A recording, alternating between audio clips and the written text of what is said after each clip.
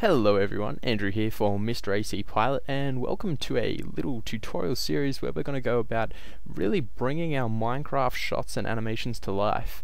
I find a lot of the time when you are kind of watching action that's going on screen, you're watching the character action, the surrounding environment can be almost eerily still.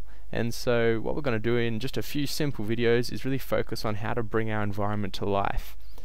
With that being said, today we're going to be working on a blowing grass simulation, and we'll have custom controls for our simulation so we can affect large areas. But enough said, here's what we'll be creating.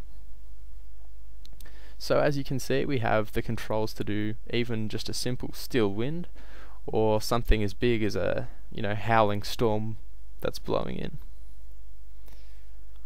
Alright.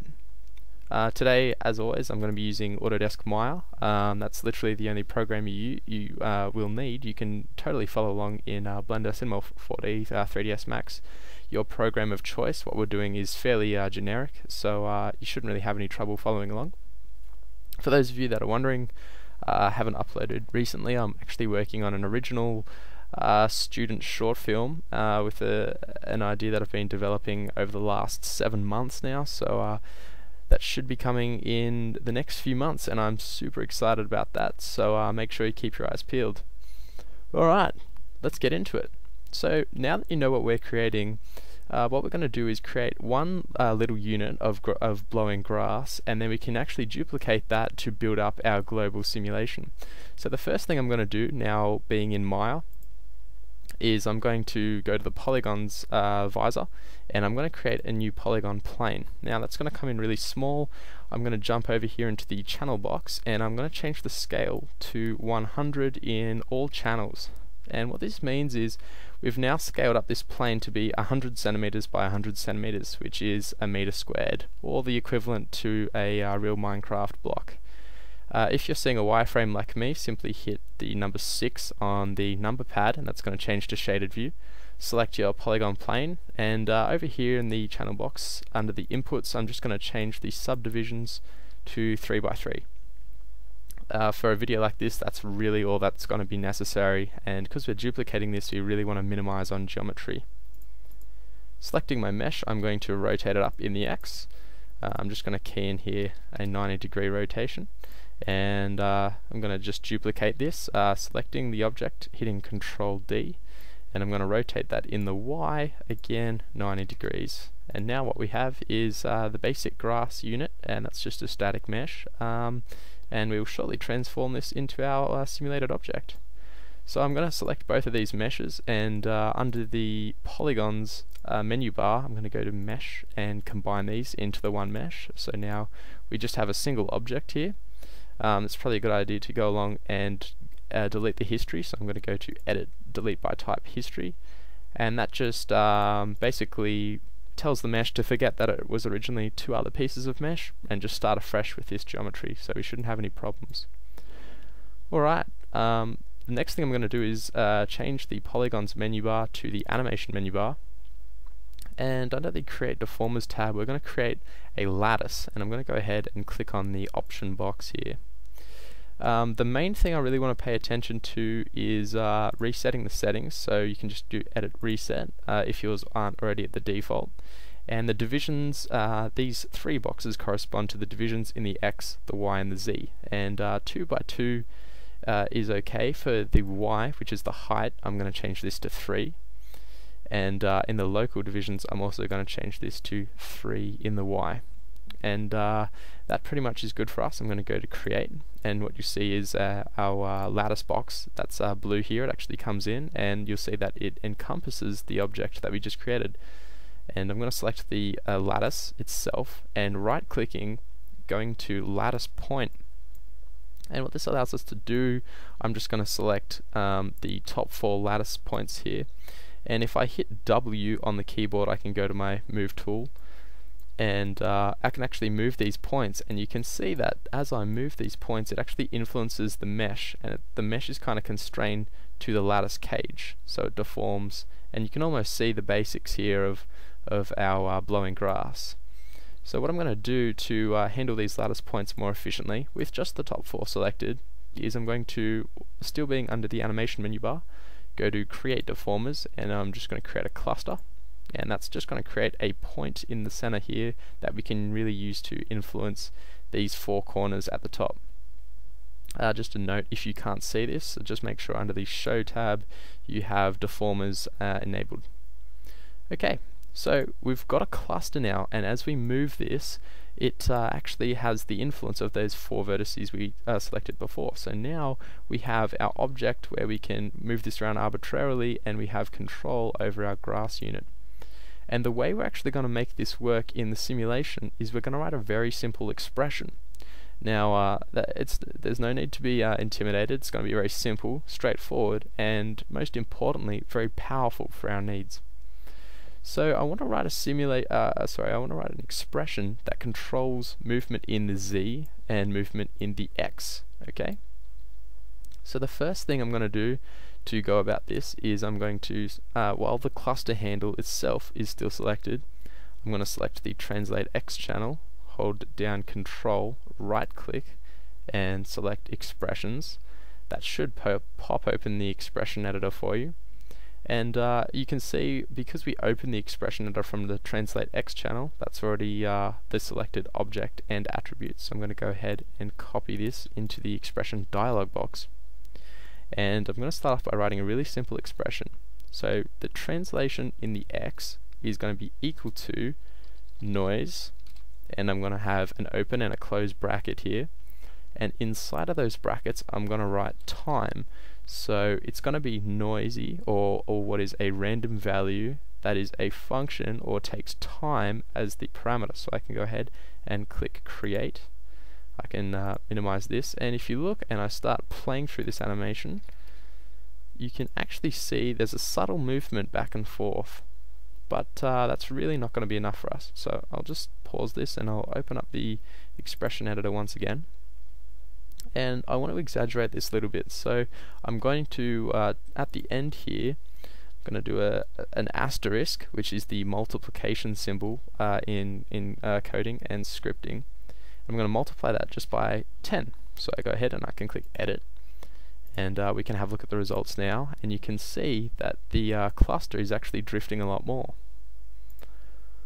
Alright, but it's still not quite fast enough, and we don't have the control over the speed. So once again, going back into my expression editor, I'm going to multiply the time by a number, and I'm going to use 3 because I already know this works out kind of well.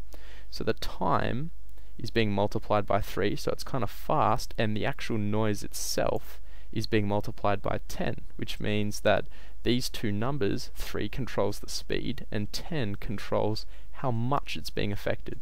So once again, I can go ahead and click edit, and let's have a look at our results. And look at that, we already have something that resembles our Minecraft grass block blowing in the wind. And that's pretty much the scary part of it done. So, you know, a script or an expression is something really simple that we can use to add great functionality to our object. But I'm going to take it one step further. I'm going to add some custom controls to this. So what I'm going to do is I'm actually going to select everything in the scene, just draw a marquee around this. And I'm going to go to Edit, Group. And this is going to create a new group that contains the lattice, the control cluster, and the actual mesh. Over here I'm going to rename the group to something meaningful. I'm going to call this Grass Simulation Group. And this name's important because, well, I've actually missed the L there. This name's important because we're going to use this later on. So make sure you name it something meaningful that makes sense to you. So I'm going to go ahead and hit enter, and I'm going to actually lock and hide the channels because I don't really want to move the group. I just want it to have the controls we can use to influence our mesh. So I'm going to go ahead, selecting Translate X, and then shift selecting down to Scale Z, right click, and I'm going to go Lock and Hide Selected. And that just gets rid of them so we don't accidentally move the group.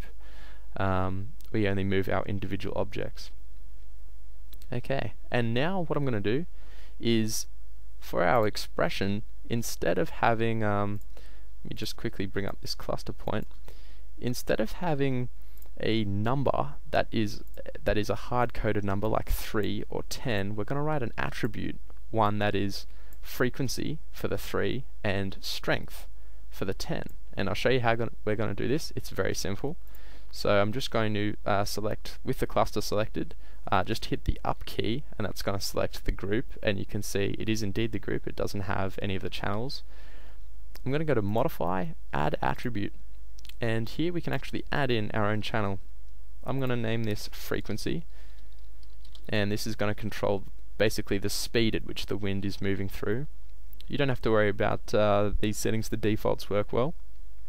A float is like a decimal, so we just have a number, a point, and then a series of numbers after it, just like the translate, rotate, or scale.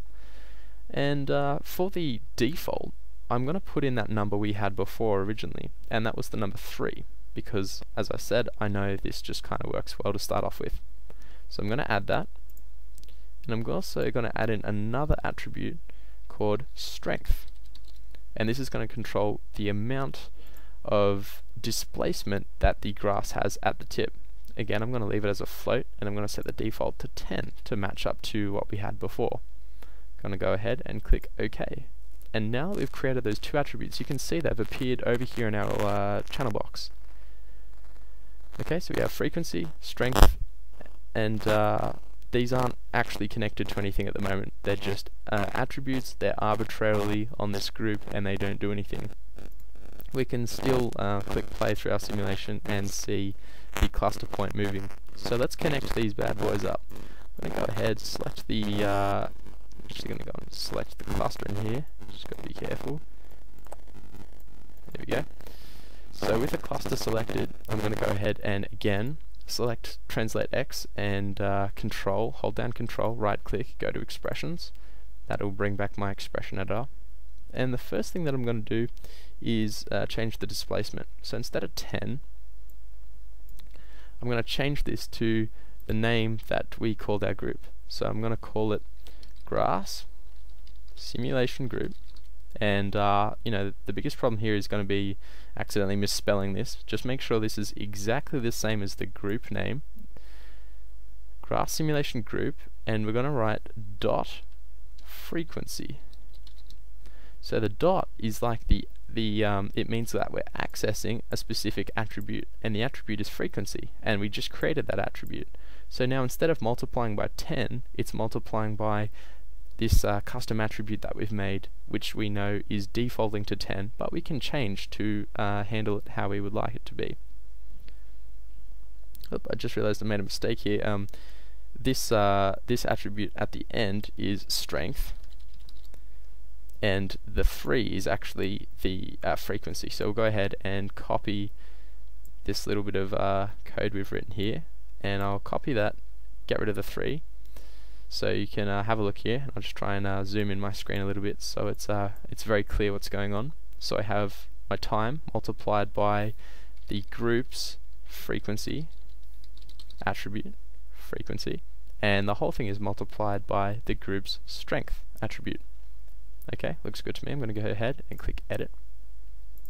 And now what we should see is as we play through this, it doesn't look like a whole lot's changed, but what's actually happened now, if I go ahead and select something here and press the up key, I can actually adjust these attributes to control my simulation. So I can change the strength to something like 50, and this is going to have, you know, quite a strong displacement from the resting point. Or I could change my frequency to something like 1, which is going to be kind of slow. And so this is really powerful because now we can dynamically control how our grass simulation is acting. And when we add more grass blocks, we can use this same group control to affect every grass object in the scene.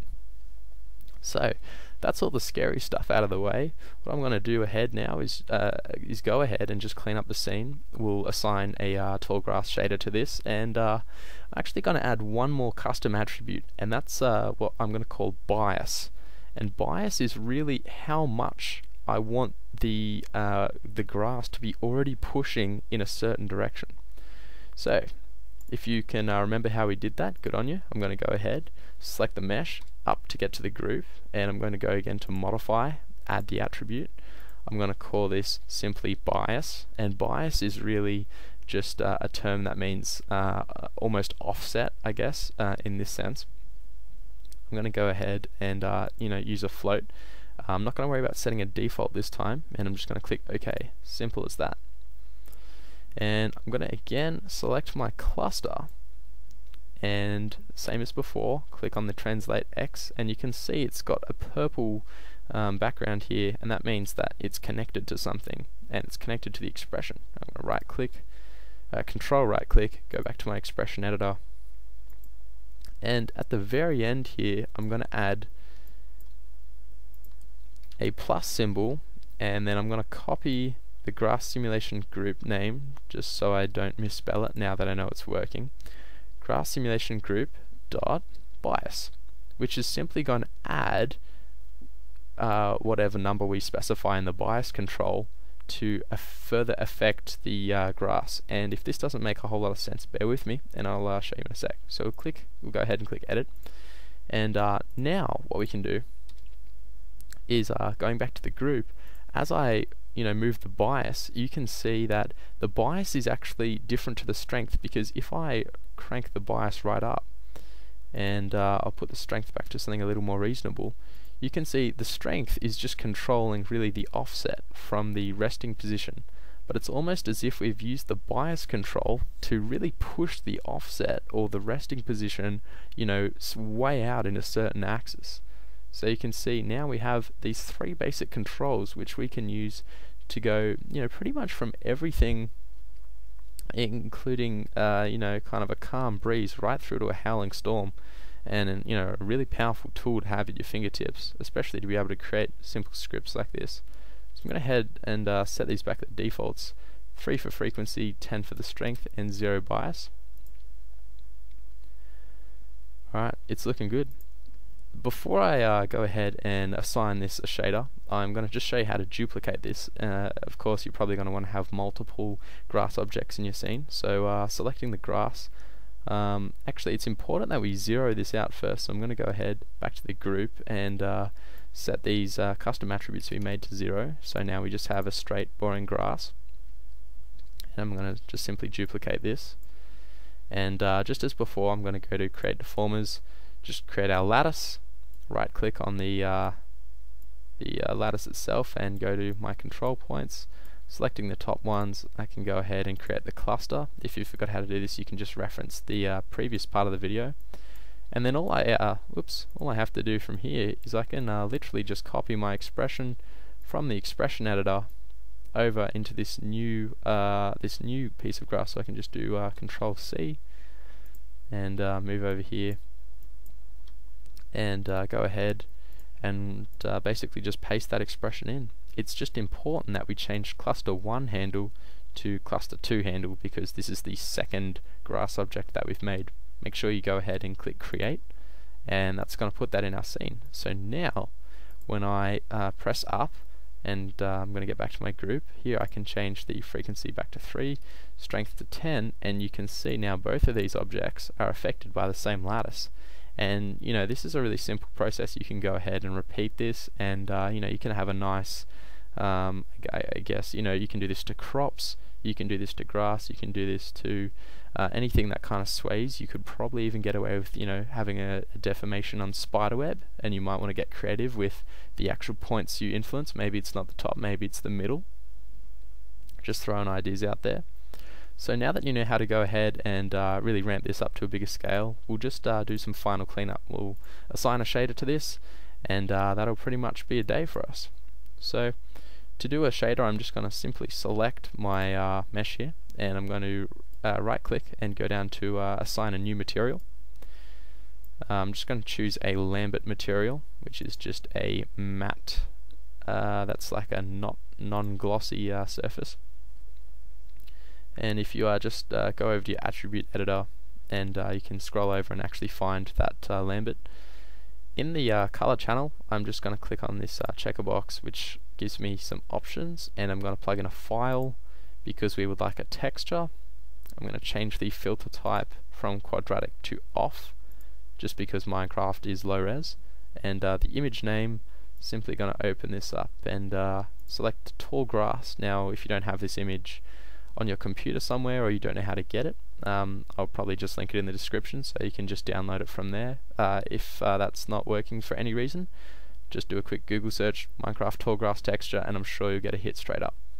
Alright, so I'll open that, and I can just simply select my other piece of grass and right click that and just assign an existing material, and I'll choose my Lambert 2. Okay, and I'm actually going to just rename that Lambert 2 tall grass underscore text, and that's pretty much good to go. We can easily add this to another scene. We can actually just save out this scene and then just use the scene to be imported into another scene that you're working on. And if you want to add some grass that's blowing, and you can do this up to a big level and really get some interesting grass patterns. And the great thing about it is it's all controlled with these 3 controls here, which is a really simple expression. So that's pretty much all you need to know. I'm just going to address a few things really quickly. First off, you'll notice the grass is only blowing in one direction. That's pretty simple. If you want to change the direction, simply go to your cluster, and you notice it's blowing in the X. If you want it to blow diagonally, just add the expression to your Z. If you want it to blow only in the Z, just add the expression to the Z and break the expression on the X. I'll just give you a quick demo of that. So let's say I want it to blow diagonally. I'm going to go to my X channel expression editor. I'll copy it. Actually, I'm literally just going to change the translate X to translate Z. I'm going to leave this all the same. Click edit, and now you'll find that this is now blowing in the Z direction, and you can see these are kind of offset 90 degrees to each other, and you can go through and change the direction as you see fit.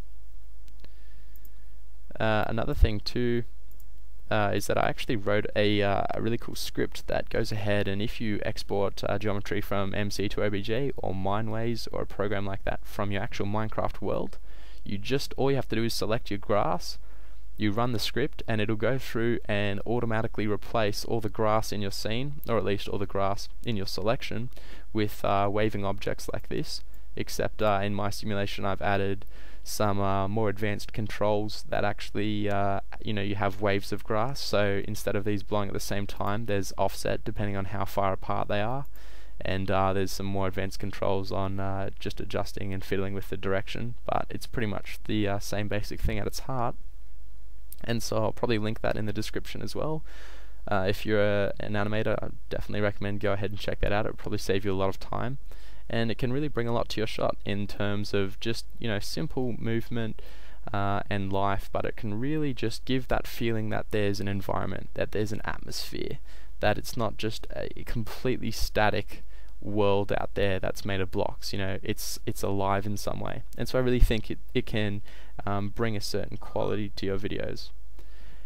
Anyway, I'm just about out of time. Let me know if you enjoyed this, and I can definitely do some more things on perhaps to do fire or torches, or blowing leaves, or any dynamics. I'm really interested in doing that kind of thing and just bringing your shot to life. If you enjoyed it, let me know. And as I said before, stay tuned in the next coming months. I do have a huge student original short film idea that's coming out, and I'm very excited about it, and I can't wait to show you guys.